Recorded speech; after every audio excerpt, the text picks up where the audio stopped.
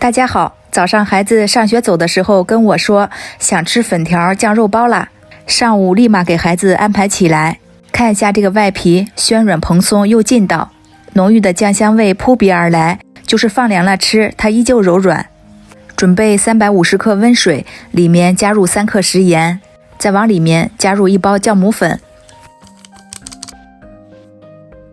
把酵母粉搅拌化开，这样面团发酵得更均匀更稳定。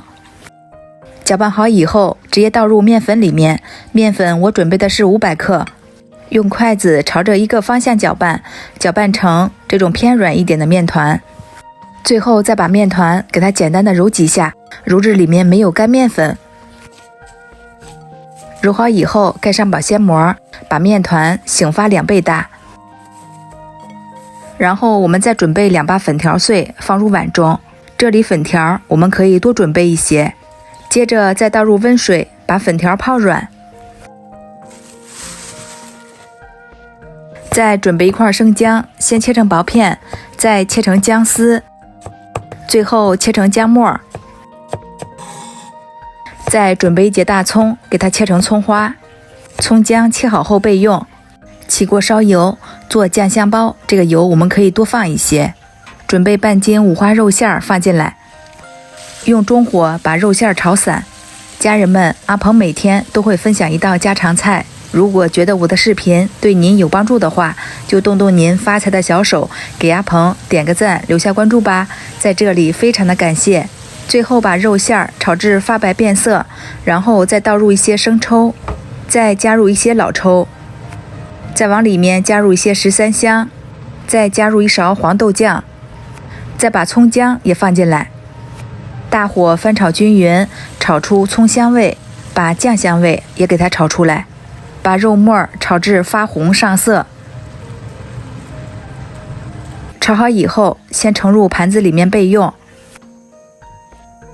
这时候把泡好的粉条里面倒入一点老抽，把粉条搅拌均匀，把粉条搅拌至上色。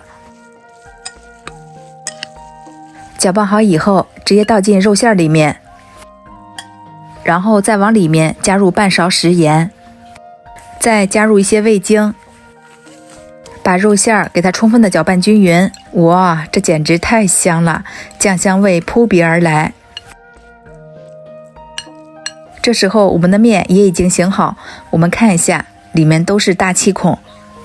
无需揉面，往上面撒上一些干面粉，可以防止粘手。我们揪上1小块面团，把面团整理成一个圆饼，放上来1大勺馅料，给它包起来，不露馅就行。全部包好以后，底部垫上蒸笼纸，放入蒸屉里面。